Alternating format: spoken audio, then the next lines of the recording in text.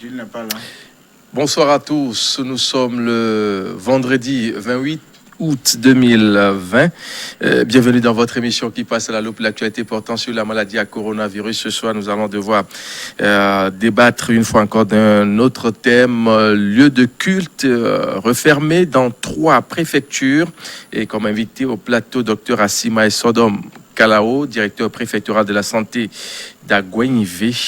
Bonsoir, docteur. Bonsoir, monsieur le journaliste. Dans votre direction préfectorale de la santé, comment est-ce que ça va en matière de cette crise-là? Ça va très bien. C'est des réunions sur réunions pour essayer de juguler ce que peut encore l'être. Et donc, je peux dire que ça va. On est en train de faire ce qu'on peut, sous le leadership, bien évidemment, de la première autorité préfectorale, le préfet. Donc, je pense que ça va. Nous irons dans les détails au cours de cette émission. Oui, dans le courant, bien sûr, de l'émission. Ouais. Alors, on parle aujourd'hui des lieux de culte refermés dans 3 préfectures. Certaines zones dans la centrale ont été citées et c'est dans ces zones-là que ces lieux de culte ont été refermés. Comment l'on peut expliquer cet état des choses?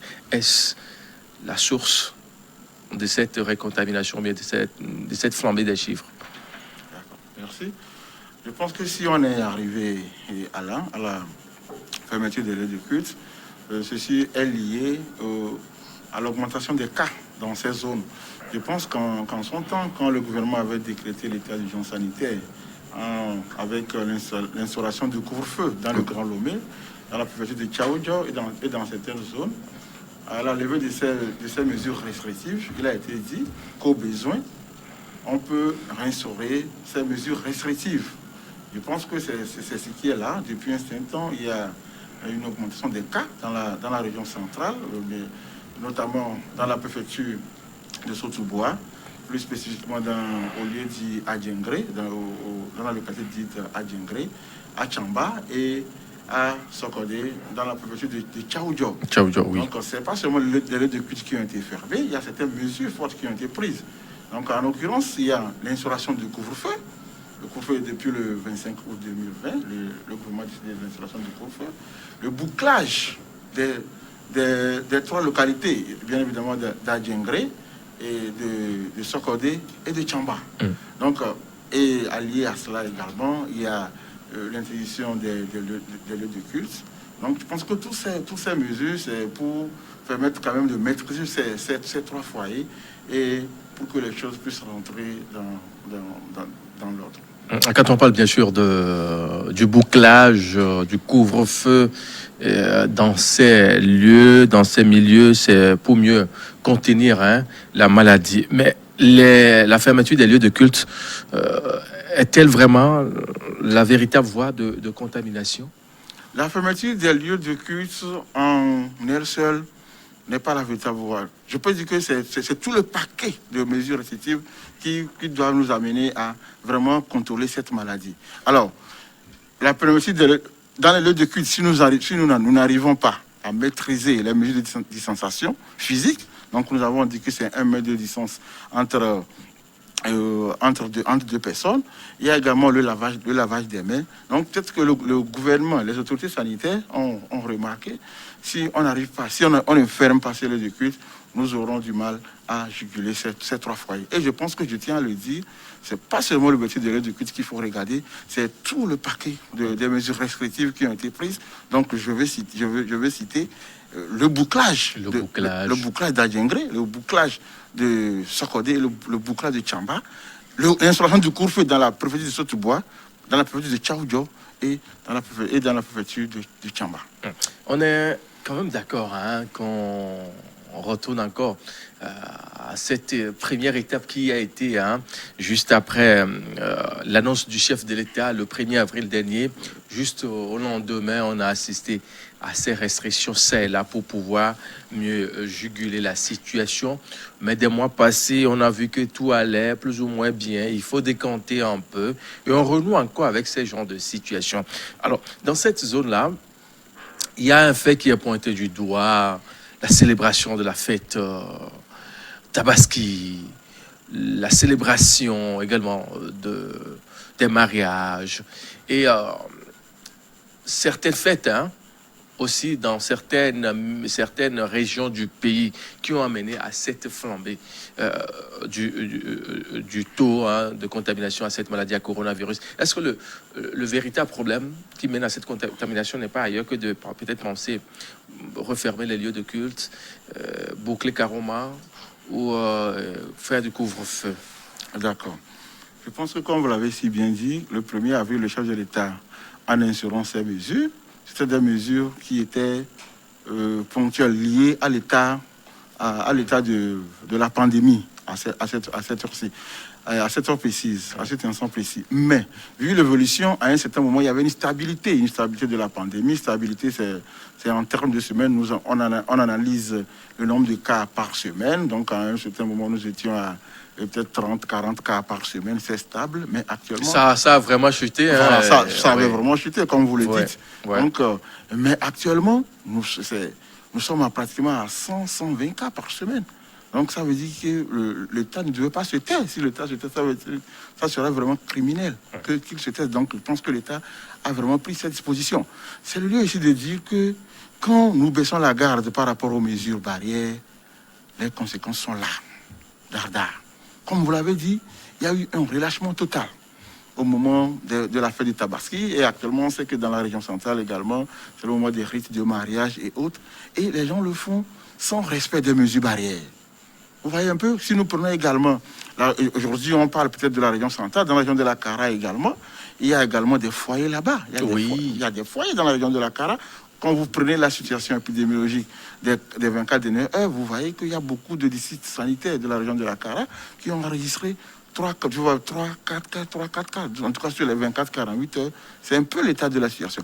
Quand vous prenez la préfecture de la COSA elle-même, les gens, l'État a décrété l'annulation des fêtes traditionnelles, mais les gens ont fait des... Ils ont délocalisé la fête dans leur maison. Pas forcément délocaliser les fêtes dans leur maison, mais ils ont, c'est pas limité cela au strict minimum, aux cérémonies, juste aux cérémonies. Mais les gens sont rentrés et les gens ont fait vraiment de la fête, comme vous le dites, et sans respect des mesures barrières. Et je vous le dis, 2-3 semaines après, les camps flambés dans la région de la Kara, il y a un foyer à Kara qui est actuellement en train de quand même d'être maîtrisé. Donc c'est le lieu de dire que nous ne devons pas du tout baisser la garde, nous devons continuer par respecter des mesures barrières, parce que tant que nous ne respectons pas ces mesures barrières, je vous dis que les conséquences sont là. Et aujourd'hui, c'est ce qui est en train de se voir. Et le gouvernement n'a pris que les dispositions idoines pour pouvoir limiter la propagation de cette maladie dans la région concernée. La prise, sinon la mise en application de ces décisions, ça et là, ça va commencer, c'était le 25 dernier, on est 3e, 4e jour pratiquement. Oui. Vous avez eu quand même les échos, ça va dans tout son ensemble, ça va quand même avec le bouclage, l'interdiction. Aujourd'hui c'est le premier vendredi quand même, mais bon, ils vont pas quand même aller dans les mosquées pour aller prier. Pour les chrétiens catholiques et autres obédiences religieuses de la région, il n'y aura pas les célébrations ça et là, ce week-end-là. Est-ce que vous avez quand même eu un retour de ce qui est en train d'être fait à ce niveau-là? Je pense quand même que nous n'avons pas eu de retour, mais aujourd'hui, nous avons suivi avec intérêt la conférence téléphonique, la visioconférence du ministère de la Santé, du moins c'est la cellule de gestion sectorielle. Oui. Donc ça n'a pas été relevé parce que les DRS participent à cette réunion. S'il y avait des manquements par rapport au respect de ces mesures, ça devait être relevé. Donc, qu'à cela ne tienne, je pense que la FOSAP, la force antipandémique, également est là. C'est elle qui aide les autorités administratives et sanitaires dans les régions et d'ici sanitaires à faire respecter de ces mesures. Moi, je pense quand même que ça va et ça doit aller. Vous verrez, avec ces mesures restrictives, d'ici une semaine, vous verrez que ces foyers seront maîtrisés. Parfait. Comment faire donc pour juguler la crise dans ces 3 zones-là? S'il faut proposer quelque chose, à part la restriction de certaines habitudes, c'est live. Ceux qui ont l'habitude de sortir tard dans la nuit, ce n'est plus possible vraiment. Fréquenter les lieux de culte, ce n'est plus vraiment ça. Qu'il faut-il faire à part ces choses-là parce que quoi qu'on dit, actuellement sur ce plateau, il y a toujours des célébrations en chrétien, enfin en clandestinité qui se font, des célébrations, c'est là pour les mariages, la sortie des enfants et autres. Je pense que pour la célébration des mariages, la sortie des enfants et autres fêtes dans la zone, ça ne sera plus possible actuellement à cause de, je sais pas, des restrictions qui sont prescrites par le gouvernement dans ces zones. Maintenant, au-delà de cela, qu'est-ce qu'on doit faire? Moi, je pense sincèrement que chaque Togolais, ou bien disons chaque habitant de cette zone, et même chaque Togolais, doit se poser la question. Qu'est-ce que je dois faire pour limiter la propagation de cette pandémie qui n'a fait que trop durer? Vous voyez, depuis mars, nous ne faisons que ça, alors qu'il y a d'autres maladies également qui sont là. Il y a l'économie qui est vraiment mise à mal. Il y a certains qui sont licenciés, qui sont mis en chômage technique et tout. Donc, la question fondamentale à se poser, qu'est-ce que je dois faire pour limiter la propagation de cette maladie? Ça, c'est la première question qu'on doit se poser. Maintenant, quand on prend cette décision individuelle, comment également faire pour que ceux qui sont autour de vous, vous pouvez également les amener à pouvoir respecter les mesures. C'est les mesures préventives que nous avons. Il n'y a pas de traitement, il n'y a pas de vaccin. C'est des mesures préventives. Mais ce qui dit mesures préventives parle des gestes barrières. Monsieur le journaliste, faites une petite enquête. Sortez, allez dans une boutique aujourd'hui à la fin de cette émission. Essayez de recenser, ne dites rien, vous recensez dans la boutique combien de personnes rentrent. Vous verrez combien porteront de masques. Moi, je vous l'ai dit, hier, moi, j'ai fait un exercice dans une boutique. Quand je rentre du boulevard 18h, sur 15 personnes à porter de masques. Sur 15 personnes qui sont rentrées dans la boutique, personne n'a porté de masques. À Lomé? À Lomé, bien sûr. À Lomé. Personne n'a porté de masques. Là, c'est délicat. C'est vraiment délicat. À l'entrée de la boutique, il n'y a personne pour contraindre les gens à se laver les mains. Il faut aussi qu'il y ait un dispositif de lave, mais il n'y en avait même pas. Et même dans la boutique, ceux qui servent dans la boutique... Il n'y a aucune mesure de distanciation. Aucune distanciation. Donc, vous voyez, c'est des questions comme ça, on doit se poser. Qu'est-ce que je dois faire? Moi, tenancier d'une boutique, promoteur d'une boutique, je dois tout faire pour avoir un dispositif de lave-mains à l'entrée de la boutique et veiller à ce que tous les usagers, tous ceux qui rentrent dans la boutique, puissent porter de masques avant de rentrer. Si tu n'as pas de masque, tu prends le chemin retour. Donc je pense que c'est ce qu'on doit faire. Et dans la zone, c'est ce qui doit être fait. Je sais qu'il y a des équipes d'éveil qui sont mises en place dans la zone pour assurer la sensibilisation. Il y a également les élus locaux qui sont là. Vous voyez, c'est aussi là les intérêts de la décentralisation dans tout son ensemble. Voilà. C'est ce que les maires font un travail gigantesque. Je pense que également avec l'appui des maires, et ça doit pouvoir aller. Donc je le réitère, je le répète, il faut que tout le monde se pose la question, qu'est-ce que je dois faire pour limiter la propagation de la maladie? C'est ça. Alors, donc on pense quand même aussi que dans cette lutte contre la maladie à coronavirus, dans cette région particulièrement, je veux parler bien sûr de la région centrale, oui. Il y a aussi ce qu'on appelle le déni de la maladie. Que pour certains, il n'y a rien du genre. C'est juste pour nous bluffer. Pour nous bluffer, oui. Et en temps d'aucuns assimilent ça à une... visée politique, bon, voilà, ainsi de suite. Que dites-vous? Quel intérêt le gouvernement togolais, les autorités sanitaires ont à inventer une telle maladie? Quel intérêt le pays a à fermer les aéroports? Quel intérêt ce pays a en instaurant le couvre-feu qui freine les activités économiques? Vous voyez, toutes les fois qu'on boucle une ville, qu'on décrète un couvre-feu et tout, le gouvernement est obligé de débourser de l'argent à travers le programme Novici pour pouvoir aider les populations qui sont dans ces zones. Parce qu'il... Oui, entre-temps, Novici a encore ramené pour ces gens-là. Bien sûr, Novici. Entre-temps, il y avait un foyer à Soudou, dans la préfecture de l'Arsoli. Donc, on a décrété Novici là-bas. Donc, coûte que coûte, on a décrété Novici. Il faut quand même dire que c'est une initiative à saluer. À saluer. Ça a aidé plus d'un. Voilà, vous voyez quel intérêt le gouvernement a inventer qu'il y a une maladie, une pandémie et débourser de l'argent. Non. quel intérêt? Est-ce que le Togo n'est même pas en vase close? Il y a d'autres pays. Quand vous prenez le Bénin actuellement a près de 2000 cas, contrairement au Togo, 1341 cas, avec près de 50 décès au Bénin. Nous avons 27 décès chez nous, 1341 cas. Le Ghana, on n'en parle pas. Vous savez les conséquences du déconfinement au Ghana. Quand le Ghana a déconfiné, le Togo, il y a eu explosion des cas. Du moins, c'est par rapport aux villes qui sont de l'autre côté de la proche de la frontière. Les milieux frontaliers. Les milieux frontaliers, voilà. Et donc, tous les pays, nous le voyons également aux États-Unis. Des fois, nous enregistrons des décès, 1000 cas de décès, des fois 4000 cas par jour. Là, on a vu également en France, en Allemagne et tout. Donc, je pense que les gens doivent se poser la question, est-ce que le gouvernement peut inventer de telles choses? Ce n'est pas possible. Aujourd'hui, nous vivons dans un monde planétaire. On ne peut jamais inventer une telle maladie, une telle crise sanitaire. Ce n'est pas possible. Il faut que les gens aillent au-delà et se poser la question, comme je l'avais dit tantôt, qu'est-ce que je dois faire pour limiter la propagation de la maladie? C'est rien que ça. La maladie, elle est là, bel et bien. Il y a certains qui disent que depuis que ça a commencé, vous ne faites que créer coronavirus sur les antennes. Vous en parlez au jour le jour. Finalement, on se demande, est-ce qu'il y a vraiment eu une maladie du genre? Puisqu'il n'y a pas de décès qu'on a vu comme ça, on a passé à la télé.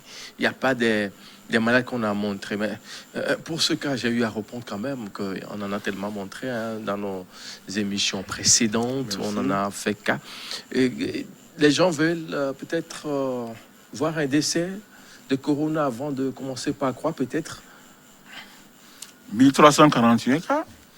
On a enregistré 27 décès. C'est beaucoup, ce qui correspond à un taux de létalité de près de 2%. C'est vrai, si les gens veulent vraiment... Je sais pas, on ne peut pas venir exposer les décès. Sur vos antennes ici, les gens ont témoigné. Oui, voilà. Sur vos antennes ici, les gens ont témoigné, ayant fait la maladie. Prise en charge au CHR de Kégué et guéri. Il y a aussi une autorité non des moindres de la sous-région.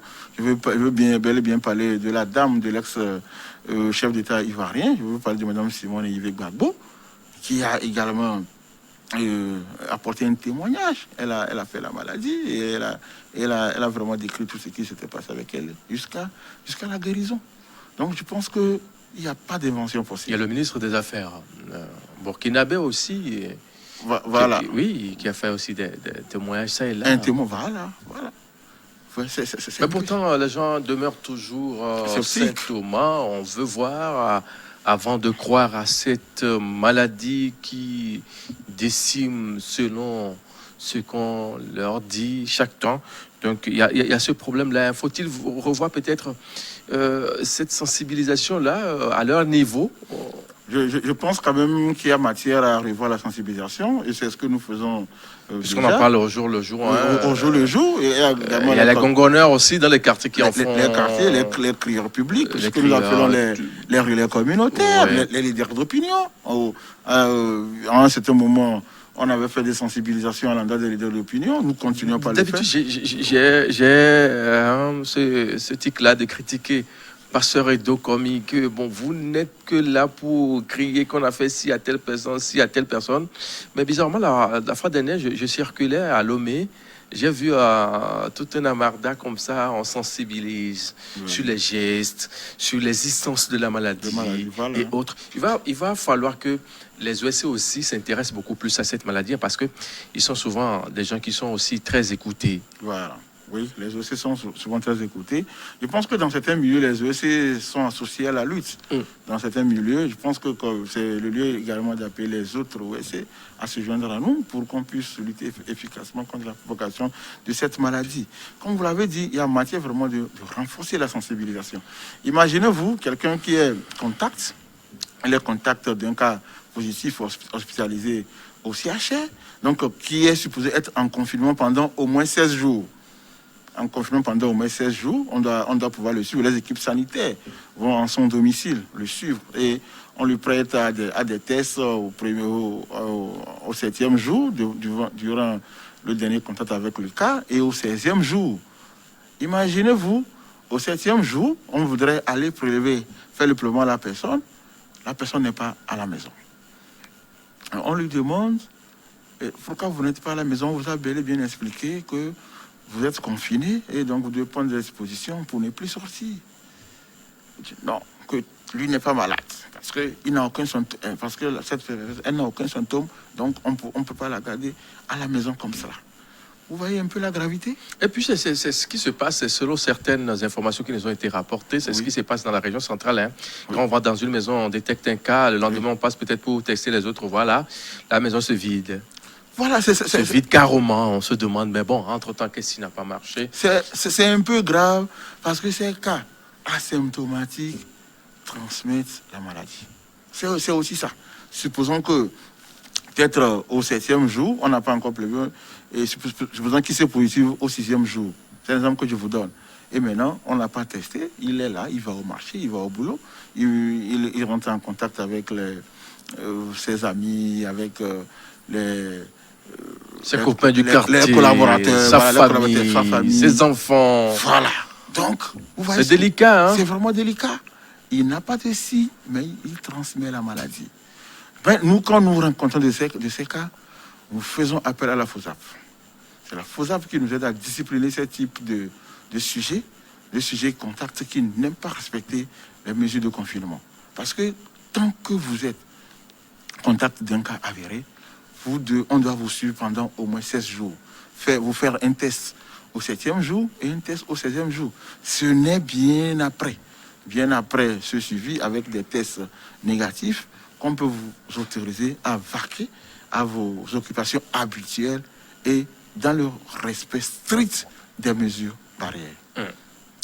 Mesdames et messieurs, si vous nous choisissez que maintenant, vous suivez bien sûr votre émission Covid-19 à vos questions qui vous informent sur la maladie à coronavirus, les différentes mesures barrières, c'est là, la situation au Togo dans tout son ensemble, dans la sous-région, en Afrique et à travers le monde entier. Aujourd'hui, nous recevons pour vous, docteur Assima et Sodom Kalao. Il est bien sûr le directeur préfectoral de la santé d'Agouin-Ivé. Quand on parle d'Agouin-Ivé dans cette marche contre Covid-19, votre préfecture ou bien votre domaine de travail, oui, votre territoire de travail, préfecture, oui, est pointé du doigt avec celle du Golfe.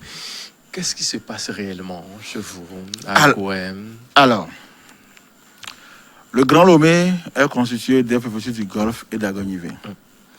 Les deux préfectures ont actuellement près de 65% des cas du pays. 65% des cas. C'est beaucoup. Vous voyez quand même le poids démographique du Grand Lomé. Donc, Grand Lomé, préfecture du Golfe, préfecture d'Agouin-Ivé. Je pense que c'est également lié à cela. Il y a les frontières, l'aéroport, le port. Donc, je pense que c'est ça aussi qui suscite cet engouement, en tout cas, la propagation de la maladie dans ces deux préfectures. Donc, comme je vous le disais, les deux représentent près de 65% des cas au niveau du pays. Alors, dans la préfecture d'Agouin-Ivé, je vous rappelle que le cas index, donc le premier cas de la maladie, chez vous? Oui, c'était dans la préfecture d'Agouin-Ivé. Je vous rappelle également que le premier décès, c'était également chez nous. Mais heureusement pour nous, depuis là, nous n'avons enregistré que ce seul décès. Donc, on n'a pas eu de décès supplémentaires. Donc, pour faire le point de la situation épidémique de la préfecture d'Agouin-Ivé, donc, à ce jour, nous avons 134 cas au niveau de la préfecture. Dans les dernières 24 heures, on a enregistré 3 cas. Donc 3 cas. Nous avons, je l'ai tantôt dit, un cas de décès. 94 sont guéris. Et sur la répartition des cas en fonction des communes, nous avons au total 6 communes dans la préfecture d'Agouin-Ivé. Et la commune d'Agouin-Ivé 1, a en lui seul près de 55% des cas. Donc la commune d'Agouin-Ivé 1. La commune d'Agouin-Ivé, là, on est à quel niveau justement? La commune d'Agouin-Ivé 1, c'est celle qui part de Kakaveli jusqu'à Sobosito, en allant vers la limite vers Kégué. Oui. Et qui revient. Voilà. Donc c'est un peu ça. Vaposito. Non, oui, la frontière avec Vaposito.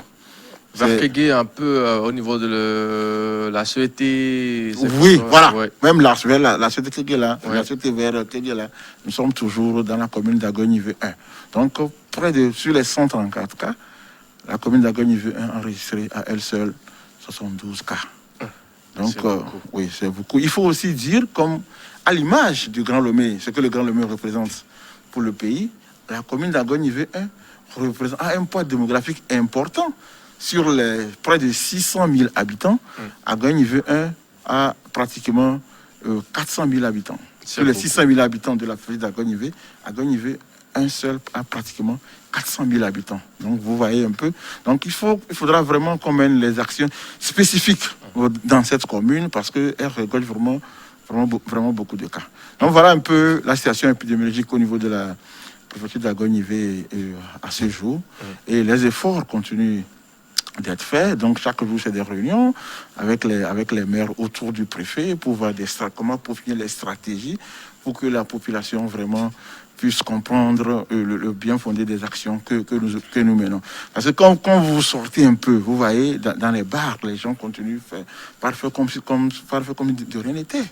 À Gagnivé, moi je ne peux parler que de la préfecture que je connais le mieux. Donc les gens continuent pas à boire, quand vous les voyez, ils sont là pleins, sans respect des mesures de distanciation.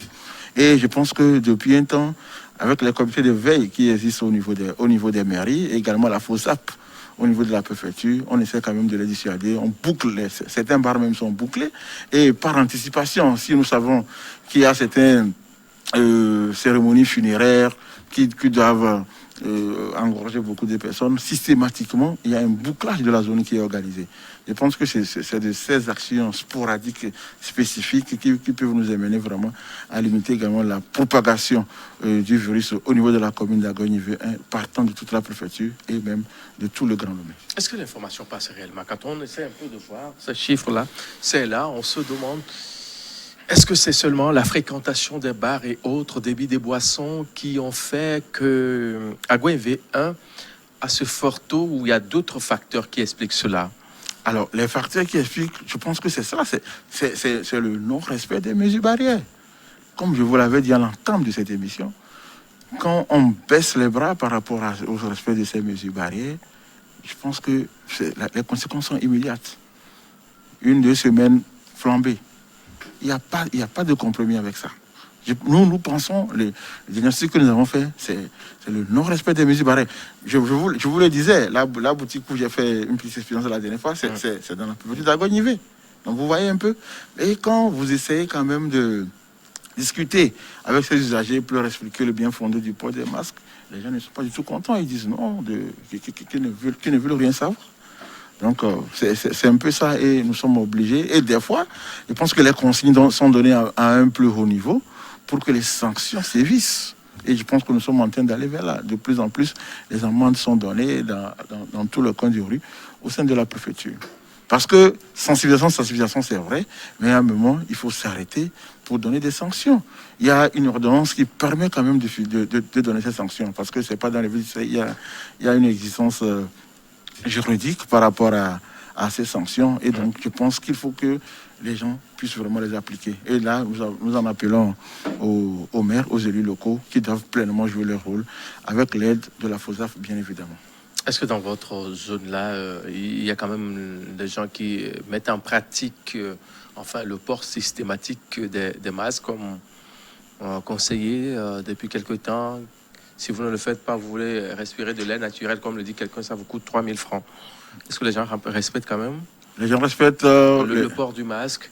C'est ce que je disais, c'est le respect des mesures. Les gens n'aiment pas le faire. Les gens ont baissé la garde. Je pense qu'au début, mars, avril, il y avait la psychose. Des fois, la psychose est très importante, selon moi. Il y avait la psychose, et les gens avaient peur et ils portaient. Mais actuellement, avec le déconfinement, si on peut le dire ainsi, la levée de couvre-feu, le bouclage levé dans le Grand Lomé et autres, les gens se disent que c'est fini et qu'on a rouvert les aéroports. C'est faux. C'est faux. Vous voyez qu'actuellement, chaque jour, c'est au moins 20 cas. 20 cas, 22 cas, 38 cas. Il y a même une journée où on a eu 38 cas à travers tout le pays. Au niveau du personnel de santé, je peux dire que oui, là-bas, le port vraiment des masques systématiques, vous vous rappelez très bien, le port de masques a été rendu systématiquement obligatoire aux personnels de santé au prime abord, avant que ça ne soit généralisé à toute la population. Donc, mais dans la population générale, je pense que nous avons encore du travail à faire. La situation s'enlise à travers le monde entier. Que faut-il faire dans l'ensemble, revoir les mesures barrières ou penser vite à faire sortir le vaccin pour sauver la situation? Je pense Parce que qu'aujourd'hui, hein, en France, on dit Paris masqué. Enfin, quand vous vivez dans la région parisienne, en France, aujourd'hui, vous ne pouvez plus sortir sans masque. On ne veut plus voir même en plus de 10 personnes. c'est ça. Je pense que ce qui serait vraiment salutaire à la maîtrise de cette crise sanitaire, c'est la découverte d'un vaccin. Il faut un vaccin. Quand on aura le vaccin, on aura tout fait. Peut-être, je peux dire qu'on sera libre. Mais tant qu'il n'y aura pas de vaccin, nous sommes obligés de vivre avec la COVID-19. La preuve, pratiquement tous les pays ont ouvert leur aéroport, mais dans le respect strict des mesures barrières. Vous voyez, aujourd'hui, pour venir à Lomé, vous devez présenter un test. Pour arriver à Lomé, un test fait dans le pays de départ, fait 72 heures après. Et quand vous arrivez à Lomé, systématiquement, vous êtes prélevé. D'accord? Vous êtes prélevé systématiquement. Et on vous laisse, et on vous enregistre, on vous met une application, vous êtes enregistré également. Et il y a un suivi qui est fait. Après, on vous donne votre test, le résultat de votre test. Et il y a un second test qui est également fait au 7e ou au 16e jour. Donc, tout ça là, c'est pour essayer de limiter la propagation de la maladie. Même chose, quand quelqu'un veut quitter le pays, c'est la même chose. Donc, il doit pouvoir se faire prélever à l'aéroport de Lomé. Il s'enregistre d'abord en ligne, il paie en ligne, il s'enregistre, il va à l'aéroport de Lomé pour le prélèvement. Donc, c'est quand le test est négatif qu'il est autorisé à pouvoir embarquer. Je pense que pour l'aéroport, c'est une réussite. On peut peut-être critiquer le début de ce qui avait commencé au niveau de l'aéroport. Oui. Mais aujourd'hui, c'est une réussite dans tout son ensemble. Quand on essaie un peu de voir comment se fait dans tout son ensemble, quand vous venez au Togo, ce qui est fait au niveau de l'aéroport et le suivi qui est fait après, si on vous dépiste avant que les résultats ne tombent, le suivi, tout ça là, on peut quand même jeter des fleurs au directeur, le colonel Lamayata, qui fait un bon boulot. Oui. Mais il y a un autre problème. L'aéroport, on essaie bien sûr de filtrer les entrées, les sorties, mais au niveau des frontières détournées, ça fait que aujourd'hui, on ne parle plus des cas communautaires comme ça en l'air parce que les gens se contaminent seulement, mais c'est parce que d'autres font des allers-retours au niveau dans d'autres pays et qui font ramener la maladie au trauma, et c'est difficile à contrôler. En réalité, au niveau des frontières officielles, il y a également des dispositifs qui sont mis en place. Donc, dispositif mis en place, si vous avez une autorisation à traverser la frontière, automatiquement, vous êtes confiné. Vous êtes confiné au niveau de la frontière, on vous prélève et on peut vous laisser partir. Maintenant, quand vous arrivez dans le district sanitaire où vous allez, donc les données sont envoyées directement à ce district. Donc, qui est chargé de vous suivre et également de faire de vous suivre et de faire le prélèvement au bout de 16 jours, 7e jour et 16e jour, et voir si réellement vous êtes négatif avant de vous laisser vaquer à vos occupations. Mais le vrai problème, c'est que nos frontières, la plupart de nos frontières ne sont pas formelles. C'est ça le vrai problème. Et donc, je pense que c'est la population qui doit aider. Il y a la veille qui doit nous aider. Si ça se fait dans certaines communes, par exemple dans toutes les communes, on nous appelle des fois pour nous dire quelqu'un est rentré du Ghana, quelqu'un est rentré de la Côte d'Ivoire, il est dans une maison, mais qu'il va librement à ses occupations. Donc nous faisons appel à la FOSAP, la force antipandémique, donc qui nous aide vraiment à faire les prélèvements et à pouvoir leur parler, leur faire comprendre qui viennent d'un pays à haut risque. Même actuellement, on ne doit même plus parler d'un pays à haut risque. Dès que vous traversez une frontière, tout le monde est susceptible d'avoir la maladie, tout le monde. Donc, on doit pouvoir vous suivre et s'assurer que vous êtes vraiment indemne de cette maladie.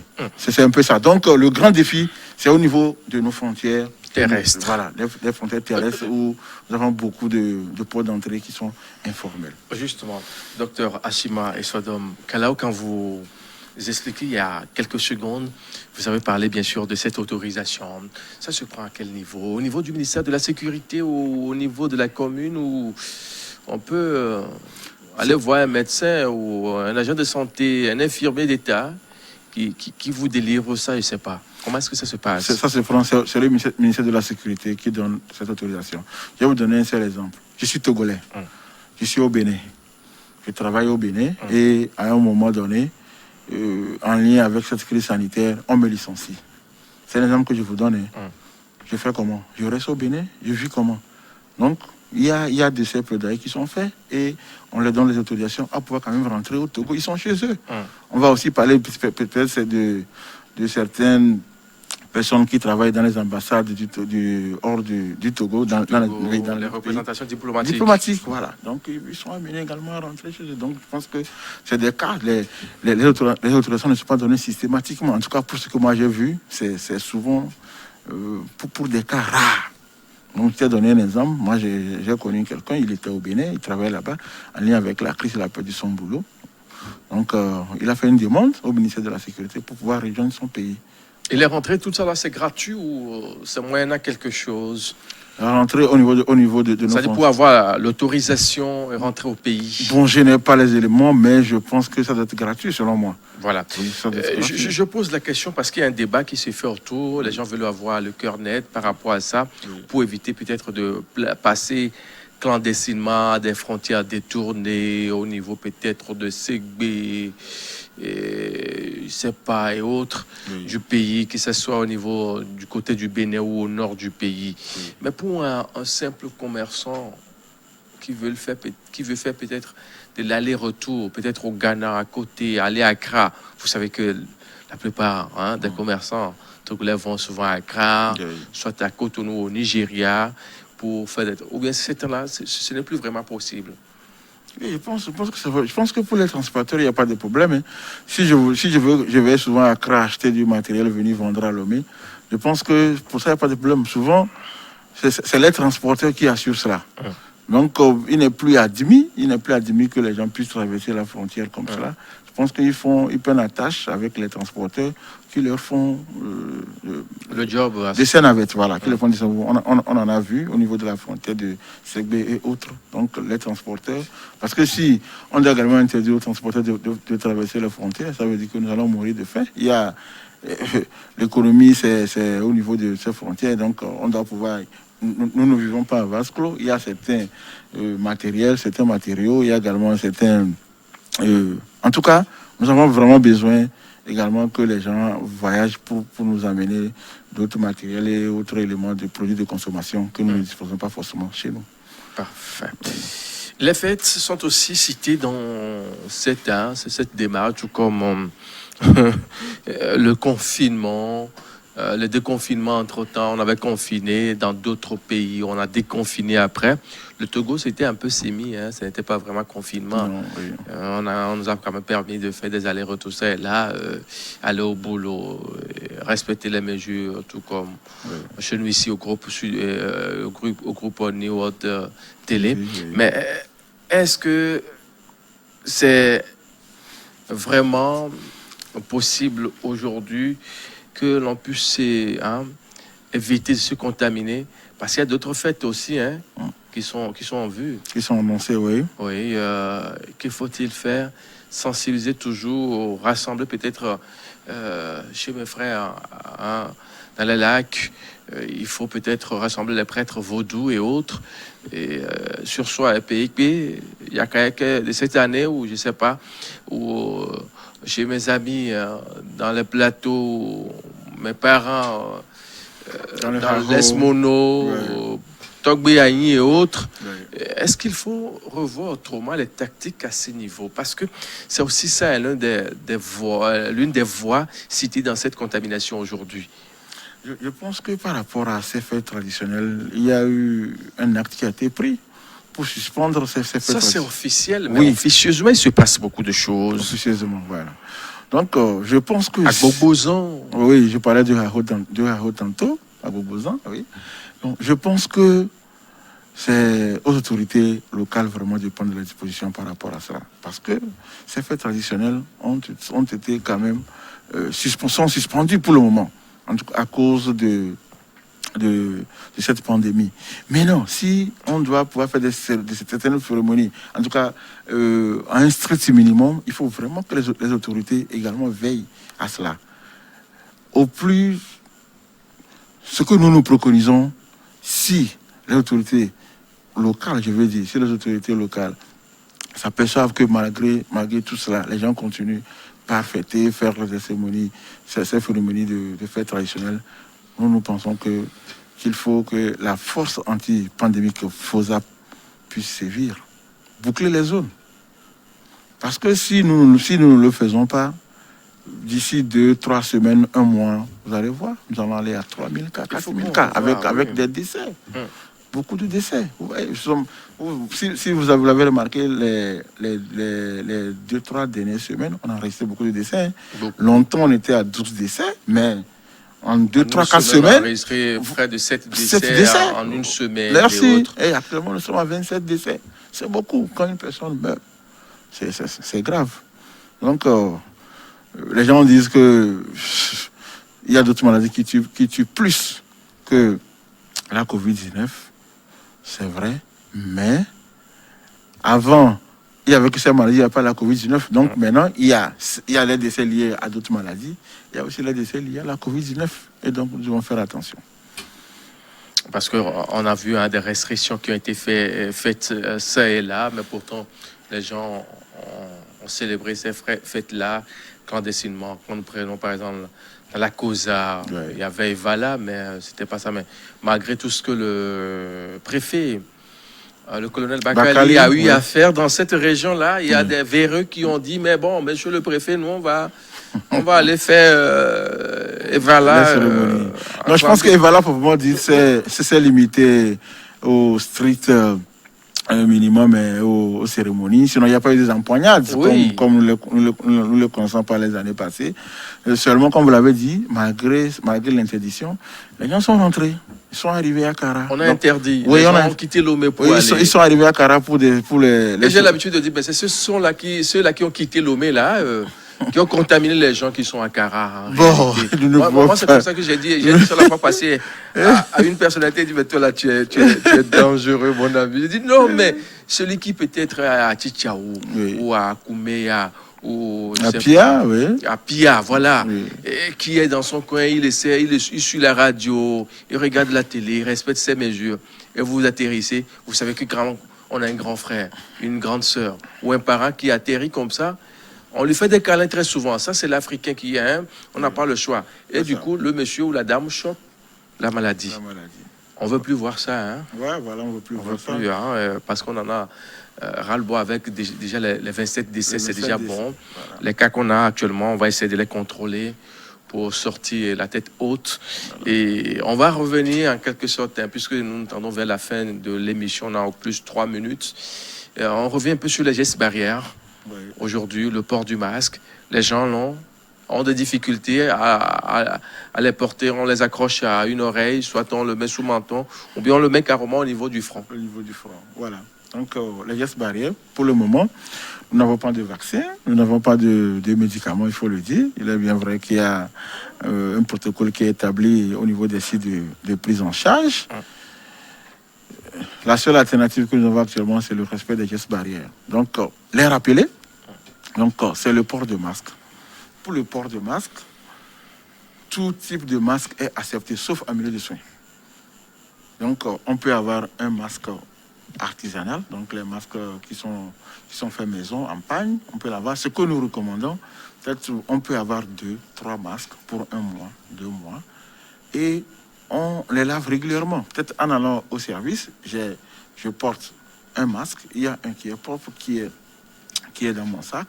Maintenant, au service, si je m'aperçois que l'autre est mouillé ou sale, donc je le prends calmement, je le mets dans un sac, je l'attache bien et je prends l'autre.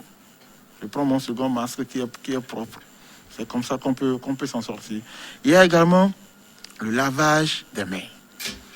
On doit se laver régulièrement les mains avec de l'eau et du savon. S'il n'y a pas l'eau et du savon, on lave les mains avec du gel hydroalcoolique. Donc, on doit également éviter de se toucher. Les contacts sont interdits. Il faut au moins une distanciation physique d'au moins 1 mètre. Au moins 1 mètre. Donc, je pense que ce sont ces gestes salvateurs qui doivent vraiment nous aider à contrôler la maladie. Je tiens à vous dire, pour le lavage des mains et autres, dès que j'ai le virus sur ma main, tant que je ne fais pas ce geste fatal d'envoyer ma main au niveau de mon visage, au niveau de mes narines ou bien au niveau de la bouche, je n'ai pas encore le virus. Donc, supposons que sur cette surface, je mets ma main n'importe comment. Si je chope, en tout cas, si j'ai le virus sur ma main. Mais rassurez-vous, c'est bien nettoyé. Oui, bien sûr. Avec le jeune Stéphane c'est juste, son collègue, on nettoie à chaque instant. Merci beaucoup pour ce que vous faites déjà. Le matériel qu'il faut. Voilà. C'est ce qui est fait. D'accord. Donc, juste quand je vais me laver les mains, je me débarrasse de ces virus. Bien, soit avec de l'eau ou du savon, soit avec du gel. Donc, je me débarrasse de ces virus. Donc, ce que je dois encore rappeler, avant d'envoyer nos mains au niveau du visage, au niveau du nez ou bien au niveau de la bouche, il faut vraiment qu'on prenne les dispositions. On va se demander, est-ce que je viens de me laver les mains avec de l'eau ou bien avec du gel avant de faire ce geste. C'est un peu ça. Docteur Kalao, c'est déjà la fin. Hein? Je prends 15 secondes au plus votre mot de la fin. Merci beaucoup. Je remercie Niwa TV pour... Je vous remercie surtout pour la disponibilité. Pour ce qu'ils font déjà et le credo, respect des gestes barrières. Merci beaucoup. Merci à vous, mesdames et messieurs, chers amis téléspectateurs. Docteur Assima, merci à vous aussi pour vos contributions. Là, nous avons débattu bien sûr de la fermeture de ces lieux de culte qui sont refermés dans ces préfectures-là, qui sont bouclés dans la centrale, dans la région centrale du pays, un peu partout et à Sokodé. Vous avez été très nombreux à nous suivre. Également à Ameiran. Très bonne suite de nos programmes à vous tous et à demain pour un autre rendez-vous de l'actualité à partir de midi 10 sur l'antenne Info 1, l'antenne bien sûr en français, et ça s'appelle Le Monde en 7.